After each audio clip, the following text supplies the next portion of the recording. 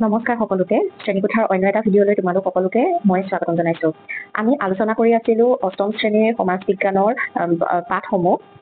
গতিকে আজি আমি দ্বিতীয় নম্বৰ পাঠটো আলোচনা কৰিম। দ্বিতীয় নম্বৰ পাঠটোৰ নাম হৈছে জনসংখ্যাৰ বৃদ্ধি আৰু বিতৰণ। গতিকে পলম নকৰি আহাচোন আজিৰ এই ভিডিঅ'টো আমি আৰম্ভ কৰোঁ।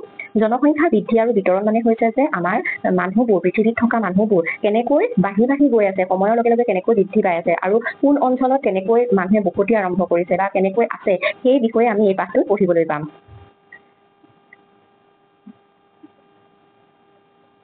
এই পাঠটোৰ প্ৰথম আহিবলগীয়া সাম্ভাৱ্য প্ৰশ্ন হৈছে যে 2001 চনৰ লোকপিয়ল মতে মুঠ জনসংখ্যা কিমান আৰু 2011 চনৰ লোকপিয়ল মতে মুঠ জনসংখ্যা কিমান আৰু জনসংখ্যা বৃদ্ধি বুলিলে কি বুজা। জনসংখ্যা বৃদ্ধি বুলিলে এটা নিৰ্ধাৰিত সময়ৰ ভিতৰত ঘটা জনসংখ্যাৰ সংখ্যাগত পৰিৱৰ্তনক বুজায়। মানে গম পালাই যে জনসংখ্যা বৃদ্ধি বুলি কোৱাৰ লগে লগে যে মানুহ কেনেকৈ বাঢ়ি গৈ আছে, কোনো এটা নিৰ্দিষ্ট সময়ৰ পৰা নিৰ্দিষ্ট এটা সময়ৰ ভিতৰত কেনেকৈ বাঢ়িছে, কিমান বাঢ়িছে, সেই যোনটো পৰিৱৰ্তন সেই পৰিৱৰ্তনটোকে আমি জনসংখ্যাৰ বৃদ্ধি বুলি কওঁ। উদাহৰণ হিচাপে 2001 চনৰ লোকপিয়ল মতে অসমৰ মুঠ জনসংখ্যা 2,66,38,407 জন। 2011 চনত ই হৈ গৈ 3,11,69,272 জন। গতিকে এই দুইটা সংখ্যাই তোমালোকে মনত ৰাখিব লাগিব। তাৰ পাছত আৰু এটা প্ৰশ্ন আহিব পাৰে যে জনসংখ্যা বৃদ্ধি হলে দেশত কি পৰিৱৰ্তন হয় বা কি সমস্যাই দেখা দিব পাৰে। তেতিয়া তোমালোকে লিখিব লাগিব যে দেশ এখনত অভাৱনীয়ভাৱে জনসংখ্যা বৃদ্ধি হলে খাদ্যৰ নাটনি, খোৱা পানীৰ সমস্যা, মূল্য বৃদ্ধি, বাসস্থানৰ সমস্যা, শিক্ষা, স্বাস্থ্য আদি সকলো দিশতে নানান ধৰণৰ সমস্যাৰ উদ্ভৱ হ'বলৈ ধৰে। গতিকে যেতিয়া এখন দেশত বেছিকৈ যিমান বাঢ়িব লাগে তাতকৈ যদি বেছিকৈ জনসংখ্যা বাঢ়ি যায় তেতিয়া কি হ'ব, খাদ্য সংকট হ'ব পাৰে, তাৰপিছত নিবনুৱা সমস্যা বাঢ়িব পাৰে, হয় নে নহয়, যে কৰ্মসংস্থাপনৰ অসুবিধা হ'ব পাৰে। গতিকে এইবোৰ সমস্যা দেখা দিয়ে। ইয়াৰে ভিতৰত যিকোনো 4টা সমস্যা তোমালোকে মনত ৰাখিবা। তাৰ পাছত আহিলে জনসংখ্যাৰ বিতৰণ। জনসংখ্যাৰ বিতৰণ মানে কোন অঞ্চলত কেনেকুৱা ধৰণেৰে জনসংখ্যাবোৰ আছে সেইবোৰ তোমালোকে মনত ৰাখিব লাগিব। গতিকে পৃথিৱীৰ মুঠ জনসংখ্যাৰ 60% লোক মাত্ৰ 10খন ৰাষ্ট্ৰৰ বাসিন্দা। গতিকে এই প্ৰশ্নটো আহিব পাৰে যে পৃথিৱীৰ মুঠ জনসংখ্যাৰ কিমান শতাংশ লোক কিমানখন ৰাষ্ট্ৰত আছে। এতিয়া 60% লোক 10খন ৰাষ্ট্ৰত আছে। গতিকে জনসংখ্যাৰ ফালৰ পৰা যদি আমি চাওঁ সবাতোতকৈ বেছি জনসংখ্যা ক'ত আছে, চীনত আছে আৰু দ্বিতীয়তে ভাৰতত আছে। গতিকে এইটো তোমালোকক পৰীক্ষাত আহিব পাৰে যে কোনখন ৰাষ্ট্ৰত সবাতোতকৈ বেছি জনসংখ্যা আছে। গতিকে তেতিয়াহ'লে চীন হ'ব আৰু দ্বিতীয় বৃহত্তম দেশখন হৈছে ভাৰত। কিন্তু এতিয়া সময় পৰিৱৰ্তন হোৱাৰ লগে লগে বৰ্তমান সময়ত চীনতকৈও কিন্তু ভাৰত আগবঢ়া হৈছে। গতিকে প্ৰথমখন ৰাষ্ট্ৰ হ'ব বৰ্তমান সময়ত ভাৰত আৰু দ্বিতীয়খন হ'ব চীন। তাৰ পাছত আহিব পৃথিৱীৰ ভিতৰতে জনবহুল 3খন দেশৰ নাম লিখিবলৈ লাগিব। তেতিয়া যদি আহে তেতিয়া তোমালোকে লিখিব লাগিব চীন, ভাৰত আৰু আমেৰিকা যুক্তৰাষ্ট্ৰ। তাৰপিছত আহিব পাৰে যে জনসংখ্যাৰ বিতৰণৰ ক্ষেত্ৰত কি কাৰকে প্ৰভাৱ পেলায়। তেতিয়া তোমালোকে লিখিব লাগিব যে জনসংখ্যাৰ বিতৰণৰ ক্ষেত্ৰত পৰিৱেশৰ কেতবোৰ কাৰকে বিশেষ প্ৰভাৱ বিস্তাৰ কৰে। তেনে কাৰকবোৰৰ ভিতৰত পৰ্যাপ্ত পৰিমাণৰ পানীৰ অৱস্থিতি, স্থলভাগৰ গঠন বা আকৃতি, ঠাইখনৰ জলবায়ু আৰু মাটিৰ স্বাভাৱিক উৰ্বৰতা আদি প্ৰধান। চোৱা, যিবোৰ অঞ্চলত জলবায়ু ভাল, বৰ বেছি এটা গৰমো নহয় বা বৰ বেছি ঠাণ্ডাও নহয়, সেনেকুৱা ঠাইবোৰত মানুহে বসতি কৰি ভাল পায়। ইয়াৰ লগতে যোনবোৰ অঞ্চলত খেতি বাতি কৰাৰ সুবিধা আছে, যাতায়াত ব্যৱস্থাৰ ভাল সুবিধা, গতিকে সেনেবোৰ অঞ্চলতো মানুহে বসতি বেছিকৈ কৰে। ইয়াৰ বিপৰীতে পাহাৰীয়া অঞ্চলত মানুহৰ জনবসতি কম। কিহৰ কাৰণে কম? কাৰণ পাহাৰীয়া অঞ্চলৰ ভূ-প্ৰকৃতিটো কেনেকুৱা, উখুৰা মুখুৰা হয়, খেতি বাতি কৰিব নোৱাৰে, পানীৰ অভাৱ হয়, এইবোৰ কাৰণতে পাহাৰীয়া অঞ্চলত জনবসতি কম। এই কথাখিনি তোমালোকে মনত ৰাখিবা। তাৰপিছত আহিব পাৰে যে জনসংখ্যাৰ ভিত্তিত মহাদেশসমূহৰ ভিতৰত কোনখন মহাদেশ সবাতোতকৈ প্ৰথম। গতিকে মহাদেশসমূহৰ ভিতৰত আহিলে এছিয়া মহাদেশখনত জনসংখ্যা সবাতোতকৈ বেছি আছে। গতিকে এই প্ৰশ্নটো তোমালোকৰ পৰীক্ষাত আহিব পাৰে 1 নম্বৰ দি, মনত ৰাখিবা। তাৰ পাছত আহিলে জনসংখ্যাৰ কেন্দ্ৰীভৱন বা ধ্ৰুৱীকৰণ আৰু ঘনত্ব।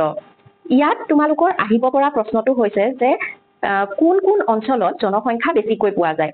মই অকণমান আগতে কৈছো যে সাধাৰণতে নদী উপত্যকা আৰু উপকূলীয় সমভূমি অঞ্চলৰ মাটি কৃষি কাৰ্যৰ বাবে উপযোগী। তদুপৰি এনে অঞ্চলবোৰ উদ্যোগ, পশুপালনৰ আদিৰ বাবেও প্ৰয়োজনীয় পানীৰ সুবিধা থাকে। গতিকে এনেবোৰ অঞ্চলত কি হয়, জনবসতি ঘন হয়।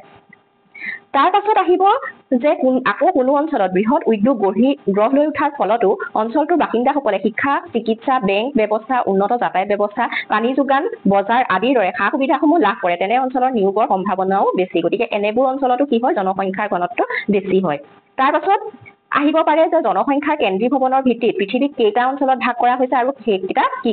গতিকে জনসংখ্যাৰ কেন্দ্ৰীভৱনৰ ভিত্তিত পৃথিৱীত 4টা বিশেষ অঞ্চল চিনাক্তকৰণ কৰা হৈছে সেইবোৰ হৈছে পূব এছিয়া দক্ষিণ পূব এছিয়া পশ্চিম আৰু মধ্য ইউৰোপ আৰু আমেৰিকা যুক্তৰাষ্ট্ৰৰ উত্তৰ পূব উপকূলীয় অঞ্চল গতিকে এইকেইটা অঞ্চলৰ নাম তোমালোকে মনত ৰাখিবা পৰীক্ষাত আহিব পাৰে তাৰ পাছত এই 4টা অঞ্চলত পৃথিৱীৰ মুঠ জনসংখ্যাৰ কিমান শতাংশ লোক আছে 75% এই শতাংশটো তোমালোকে মনত ৰাখিবা তাৰ পিছত দক্ষিণ পূব এছিয়াৰ অন্তৰ্গত ভাৰতৰ গংগা ব্ৰহ্মপুত্ৰ সমভূমি বাংলাদেশৰ বদ্বীপীয় অঞ্চল আৰু পাকিস্তানৰ সিন্ধু উপত্যকা অঞ্চল দ্বিতীয় ঘন বসতিপূৰ্ণ অঞ্চল তাৰ পাছত আহিলে জনসংখ্যাৰ ঘনত্ব এই প্ৰশ্নটো এই পাঠটোৰ একদম মোস্ট ইম্পৰ্টেন্ট কুৱেশ্যন এইটো তোমালোকে মুখস্থ কৰিবা যে জনসংখ্যাৰ ঘনত্ব বুলিলে কি বুজা আৰু অসমৰ জনসংখ্যাৰ ঘনত্ব কিমান গতিকে জনসংখ্যাৰ ঘনত্ব বুলিলে এখন ঠাইৰ প্ৰতি বৰ্গ কিলোমিটাৰ এলেকাত যিমান লোকে বাস কৰে সেয়াই হৈছে ঠাইখনৰ জনসংখ্যাৰ ঘনত্ব তাৰ পাছত আহিলে জনসংখ্যাৰ ঘনত্ব অসমত প্ৰতি বৰ্গ কিলোমিটাৰত 382 জন এই সংখ্যাটো তোমালোকে মনত ৰাখিবা এই দুটা এই পাঠটোৰ মোস্ট ইম্পৰ্টেন্ট কুৱেশ্যন তোমালোকৰ পৰীক্ষাত আহিব পৰা তাৰ পাছত আহিলে জনপ্ৰব্ৰজন কাক বোলে যে অতীজৰে পৰা মানুহে এঠাইৰ পৰা আন ঠাইলৈ গৈ বসতি স্থাপন কৰি আহিছে কিছু সংখ্যক লোকে কৰ্মসূত্ৰে বা আন কোনো কাৰণত এখন ঠাইলৈ গৈ স্থায়ী বা সাময়িকভাৱে বসতি কৰা কাৰ্যক জনপ্ৰব্ৰজন বোলে সাধাৰণ অৰ্থত যদি আমি কওঁ তেতিয়া কিছু সংখ্যক মানুহে এঠাইৰ পৰা আন ঠাইলৈ গৈ পেলাই এখন গাঁৱৰ পৰা আন এখন গাঁৱলৈ গৈ বা এখন চহৰৰ পৰা আন এখন চহৰলৈ গৈ স্থায়ীভাৱে বসতি আৰম্ভ কৰে তেতিয়া আমি তাক জনপ্ৰব্ৰজন বুলি কওঁ মানে এখন ঠাইৰ পৰা আন এখন ঠাইলৈ গৈ পেলাই যেতিয়া মানুহে থাকিবলৈ লয় তাকে আমি জনপ্ৰব্ৰজন বুলি কওঁ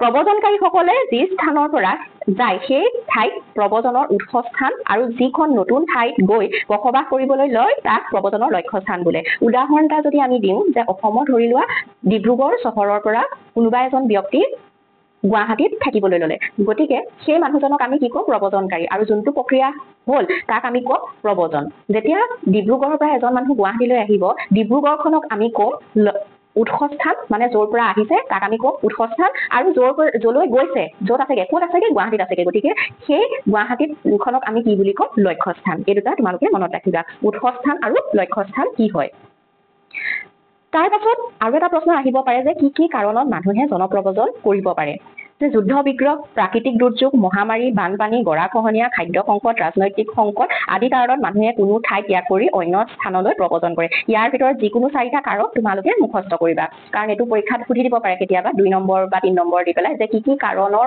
বাবে মানুহে এখন ঠাই এৰি অন্য এখন ঠাইত থাকিবলৈ লয়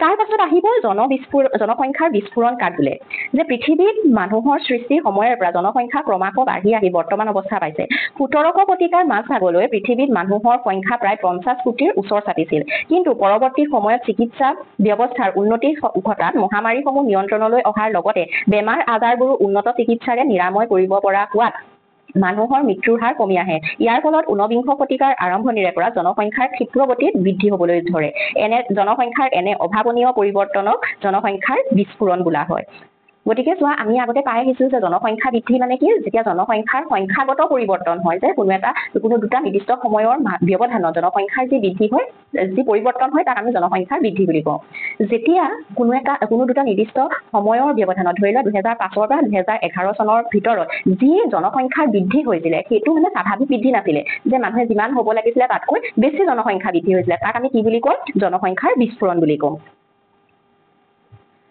তাৰ পাছত আহিব পাৰে যে জনসংখ্যাৰ বৃদ্ধিৰ ফলত কি সমস্যাই দেখা দিব পাৰে যে জনসংখ্যাৰ বিস্ফোৰণৰ ফলত বা তেতিয়া কি সমস্যা হ'ব পাৰে যে জনসংখ্যাৰ বিস্ফোৰণৰ ফলত খাদ্য সংকট অনাগ্ৰসৰতা মূল্য বৃদ্ধি কৰ্মসংস্থাপনহীনতা বাসস্থানৰ অভাৱ শিক্ষা আৰু স্বাস্থ্যৰ সমস্যা আদিৰ দৰে সমস্যাবোৰ উদ্ভৱ হ'ব পাৰে এইকেইটা সমস্যা তোমালোকে মুখস্থ কৰিবা